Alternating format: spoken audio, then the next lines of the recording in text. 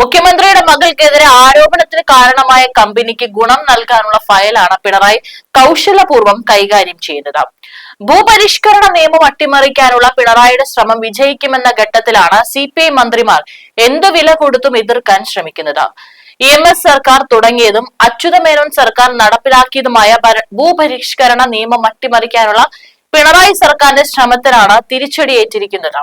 വ്യവസായ സംരംഭങ്ങൾ ആരംഭിക്കാൻ 15 ഏക്കറിൽ കൂടുതൽ കൈവശം വയ്ക്കാൻ ഭൂപരിഷ്കരണ നിയമത്തിൽ കൂടുതൽ ഇളവുകൾ തേടിയുള്ള വ്യവസായ വകുപ്പിന്റെ ആവശ്യമാണ് റവന്യൂ വകുപ്പ് നിരാകരിച്ചത്. റവന്യൂ സർവേ ഭൂരേഖ വകുപ്പ് സംഘടിപ്പിക്കുന്ന ഡിജിറ്റൽ റീസർവേ ഭൂമി ദേശീയ കോൺക്ലേവിന്റെ പ്രതിനിധി സെക്ഷൻ കോവളത്ത് ഉദ്ഘാടനം ചെയ്ത മന്ത്രി ഇക്കാര്യം പരസ്യമാക്കുകയും ചെയ്തു. 15-ൽ കൂടുതലുള്ള ഓരോ ഏക്കറിനും 20 തൊഴിലവസരങ്ങളും 10 കോടിയുടെ നിക്ഷേപവും വേണമെന്ന വ്യവസ്ഥകൾ ഉൾപ്പെടുത്തി ഭൂപരിഷ്കരണ നിയമം നേരത്തെ ഭേദഗതി ചെയ്തിരുന്നു. മുഖ്യമന്ത്രിയുടെ അധ്യക്ഷതയിൽ ചേർന്ന യോഗത്തിലും കൂടുതൽ ഇളവുകൾക്കായി വ്യവസായ വകുപ്പ് സമ്മർദ്ദം ചെലുത്തിയിരുന്നെങ്കിലും റവന്യൂ വകുപ്പ് വഴങ്ങിയിരുന്നില്ല. ഭൂപരിഷ്കരണ നിയമത്തിൽ കാതലായ മാറ്റങ്ങൾ വരുത്തേണ്ട സാഹചര്യമില്ലെന്നാണ് കോൺക്ലേവിൽ മന്ത്രി നടത്തിയ പ്രഖ്യാപനം. അനിവാര്യമായ ഭേദഗതി അടക്കം കാലോചിതമായ മാറ്റങ്ങൾ നേരത്തെ വരുത്തിയിട്ടുണ്ട്. വ്യവസായ വാണിജ്യ വിദ്യാഭ്യാസ ചാരിറ്റബിൾ വിഭാഗത്തിൽ ഉൾപ്പെടെ വികസന ആവശ്യങ്ങൾക്ക് സർക്കാരിന് അധികാരം നൽകുന്ന വ്യവസ്ഥകളും നിയമത്തിലുണ്ട്, രാജൻ പറഞ്ഞു.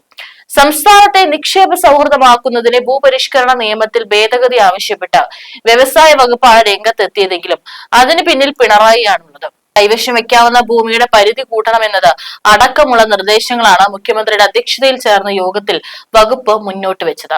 സംസ്ഥാന താൽപര്യത്തിന് ഉതകുന്നതെങ്കിൽ നിലവിലെ നിയമം അനുസരിച്ച് തന്നെ ഇളവ് അനുവദിക്കാമെന്നും നടപടിക്രമം വേഗത്തിലാക്കാമെന്നും റവന്യൂ മന്ത്രി ഉറപ്പു നൽകി.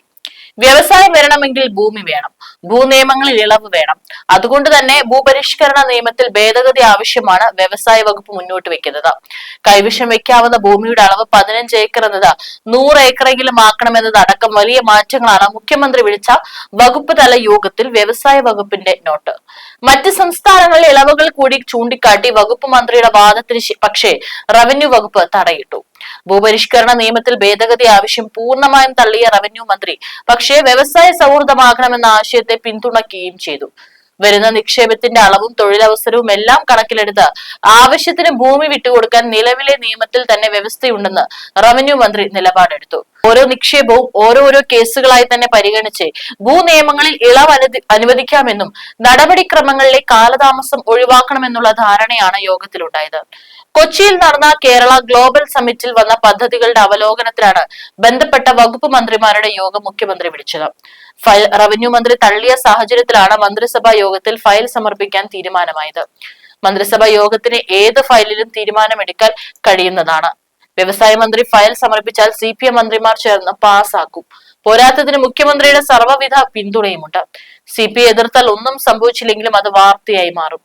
EMS വിഭാവനം ചെയ്ത് KR ഗൗരിയമ്മ എഴുതി അച്യുതമേനോൻ സർക്കാർ നടപ്പിലാക്കിയ കേരള ഭൂപരിഷ്കരണ നിയമം പിണറായി സർക്കാർ വ്യവസായികൾക്ക് അനുകൂലമായി ഭേദഗതി ചെയ്യുന്നു എന്നത് പുതിയ വാർത്തയല്ല. കറകളഞ്ഞ കമ്മ്യൂണിസ്റ്റുകാരായ K രാജനെയും പ്രസാദിനെയും KN ബാലഗോപാലിനെയും പോലുള്ള മന്ത്രിമാരെ മുന്നിൽ നിർത്തി 2001-ൽ നിയമ ഭേദഗതി കൊണ്ടുവരാൻ പിണറായി ശ്രമിച്ചു. അന്ന് KR ഗൗരിയമ്മ മരിച്ചിട്ട് 41 ദിവസം തികഞ്ഞിട്ടില്ലായിരുന്നു. തോട്ടഭൂമിയിൽ പുതിയ വിളകൾ കൃഷി ചെയ്യാനാണ് അന്ന് പിണറായി സർക്കാർ അനുമതി നൽകിയത്.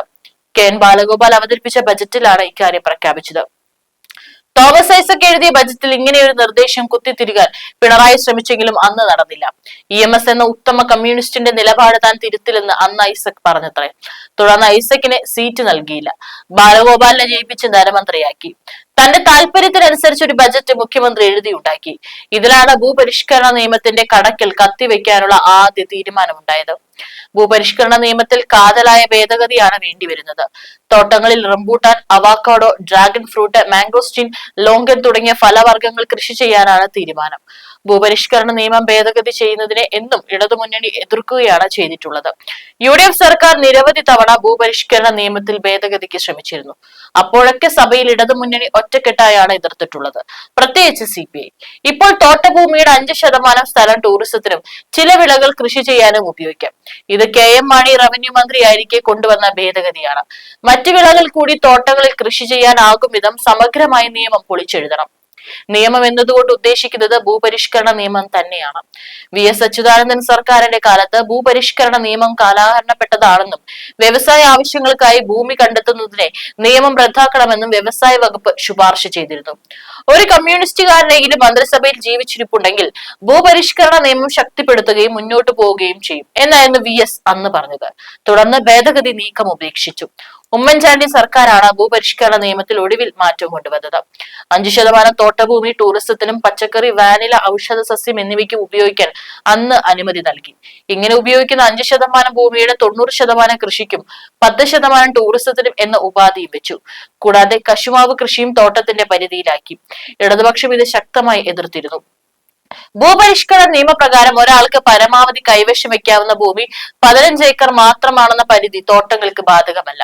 മറ്റു വിളകൾ കൃഷി ചെയ്യാൻ അനുവദിക്കുന്നത് ഭൂപരിഷ്കരണ നിയമത്തിന്റെ അന്തസത്ത തന്നെ ഇല്ലാതാക്കുമെന്നും ഭാവിയിൽ അവ കഷ്ണങ്ങളാക്കി കൈമാറ്റം ചെയ്യപ്പെടുന്നതിന് ഇടയാക്കുമെന്നാണ് കമ്മ്യൂണിസ്റ്റുകാർ എക്കാലവും പറഞ്ഞിട്ടുള്ളത്. തോട്ടങ്ങളുടെ ലാഭപാത്രമാണ് പിണറായിയുടെ മുൻപിലുള്ളത്. ഇപ്പോൾ നടപ്പിലാക്കുന്നത് തോട്ടമുടമകളുടെ താല്പര്യമാണ്.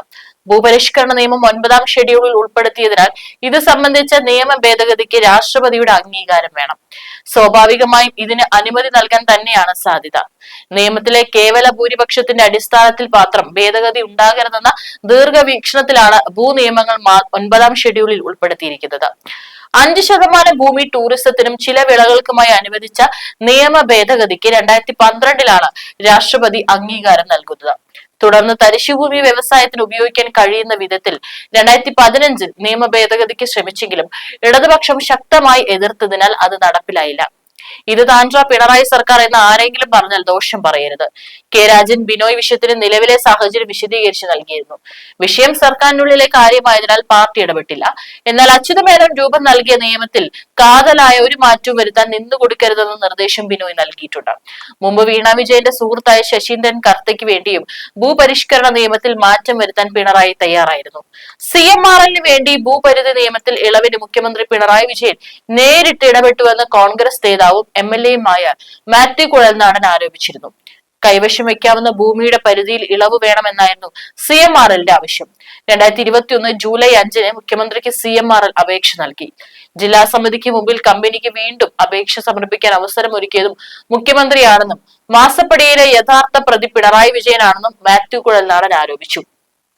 CMRLനെ സഹായിക്കാൻ മുഖ്യമന്ത്രി നേരിട്ട് ഇടപെട്ടതിന്റെ തെളിവ് പുറത്തുവിട്ടിട്ടും സർക്കാർ മറുപടി നൽകുന്നില്ലെന്നും മാത്യു പറഞ്ഞു. തോട്ടപ്പള്ളിയിലെ ഖനനം CMRL ഗുണമുണ്ടാകുന്ന വിധത്തിലാണ്. 40,000 കോടി രൂപയുടെ മണൽ ഖനനം ചെയ്തു.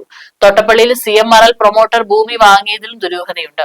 ഭൂപരിധി നിയമം ലംഘിച്ചാണ് ഇടപാട് നടന്നത്. ഭൂപരിഷ്കരണ നിയമത്തിൽ ഇളവ് തേടി KREML സംസ്ഥാന സർക്കാരിനെ സമീപിച്ചു.